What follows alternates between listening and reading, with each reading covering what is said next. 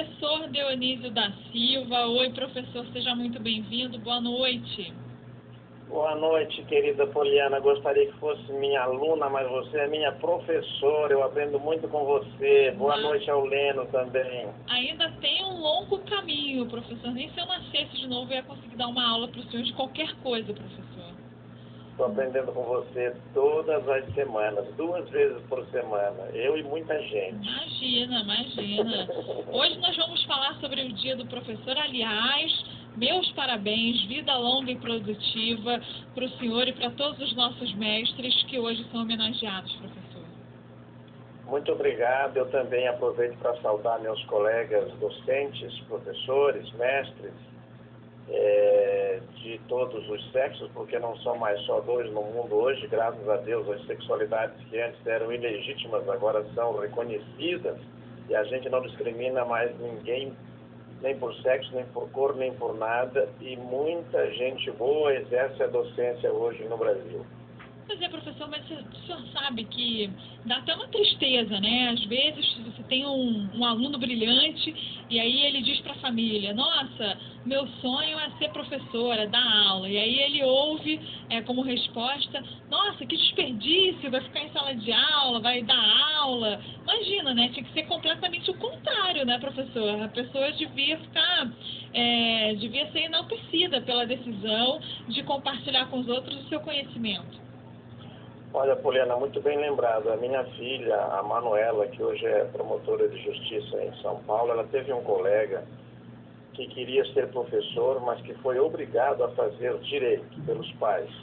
Ele fez o curso de direito, entregou o diploma lá no Lago de São Francisco, em São Paulo. Entregou o diploma ao pai e foi fazer história, e hoje é um grande professor de história. Deve estar ganhando 0, alguma coisa o que ganharia como advogado, mas está feliz.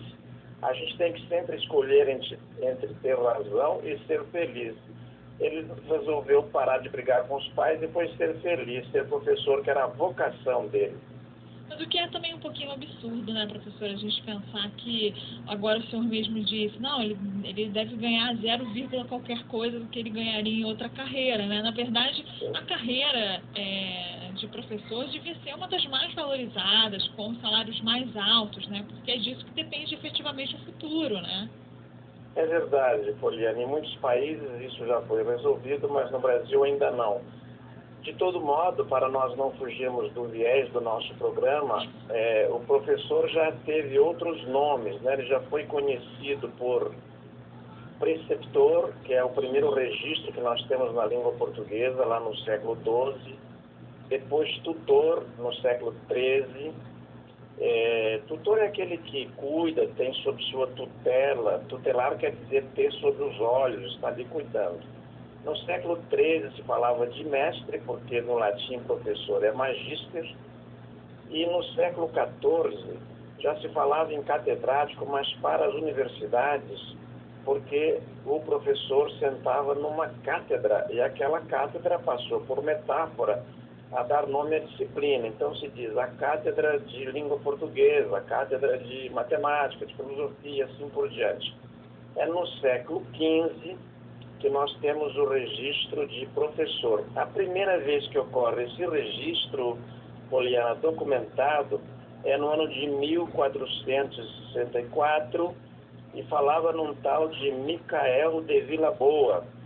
Como o português ainda estava meio misturado com o latim, o documento diz que ele era sacerdos et professor, quer dizer, ele era padre e professor, que foi como começaram as nossas escolas. Nossos primeiros professores, aqui no século XVI, foram padres letrados, especialmente padres jesuítas. No século XIX, para concluir esse pequeno caminho, passa a substituir a palavra professor no ensino superior uma outra. Em vez de professor, se usa docente, que é do mesmo etmo de doutor, doutrina, documento, douto, isto é, aquele que tem um saber para ensinar. Professor foi sempre isso, alguém que tem um saber e pode ensinar. Ensinar também veio do latim, ensinare, que é pôr um sinal, um signo na pessoa, no aluno, que por sua vez veio de alumnum, que é aquele que está sendo alimentado. Como os antigos romanos achavam que quem fosse alimentado e de quem eles cuidassem, esse alguém devia ser também educado, conduzido, formado, aluno era entendido também aquele que recebia o ensino e era alimentado. Não mudou muito, né, Poliana? Porque quem vai para a escola recebe a merenda. É verdade, mas o que eu acho fantástico, né, professor, e o senhor acabou de falar disso, é que o professor, ele não só sabe muito em relação a alguma coisa, mas ele é capaz de ensinar, de alimentar, de compartilhar, né? Porque às vezes você tem uma pessoa que sabe muito, que conhece muito uma determinada área, mas ela não tem a vocação, não tem o talento, enfim, não consegue transmitir todo esse conhecimento, né? É verdade, Poliana, e às vezes dá-se o contrário também. Ele tem a vocação, o jeito, o talento de ensinar, mas ele não estuda, e daí ele não tem conteúdo. Ele fica um animador de auditório, alguém muito agradável num ambiente, mas não tem aquilo que a gente diz, café no bule. O professor tem que ter as duas coisas, ele tem que saber e ter o jeito de transmitir. Você disse bem, tem que ter esse jeito de transmitir. Isso não é para todo mundo. Eu acredito muito nas vocações. E quantas vezes, Poliana, ao longo dos meus 66 anos, corpinho de 65,5, eu tive que ouvir: ah, professor, time is money, não é? Para eu ganhar mais dinheiro em outra profissão. Eu diria sim, time is money, but money is not time. Você não compra um único dia da sua vida com mais dinheiro. Então você tem que escolher realmente a sua vocação.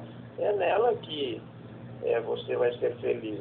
E eu gosto muito, embora eu acho que a felicidade não seja indispensável na vida é o amor, eu gostaria de lembrar os versos do Fernando Pessoa, que diz o seguinte: é minha a parte feita, a por fazer é só com Deus.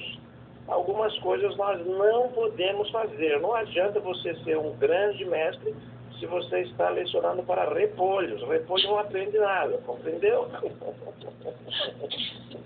Precisa que haja parceria entre professor e aluno e teremos uma boa aula e uma boa aprendizagem. Eu acho que a parceria aqui entre professor e 2 alunos aqui ao microfone está dando certo, professor. E olha, para encerrar, nós temos aqui uma musiquinha. Você tem musiquinha também. Linda. Vamos encerrar com essa musiquinha. Quem pôs um lápis de cor no dedo de Portinari, Picasso e Van Gogh? Quem foi que deu asas a Santos Dumont? Crianças têm tantos dons, só que às vezes não sabem quando só se descobrem o que o mestre enxergou.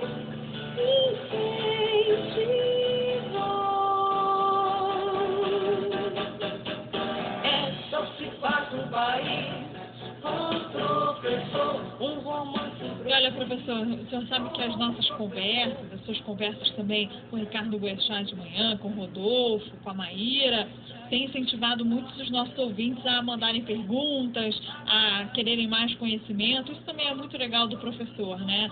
Ele dá esse incentivo, esse start, e aí tudo ali vai se retroalimentando, é igual os seus hiperlinks, professor. Uma coisa vai levando a outra, né?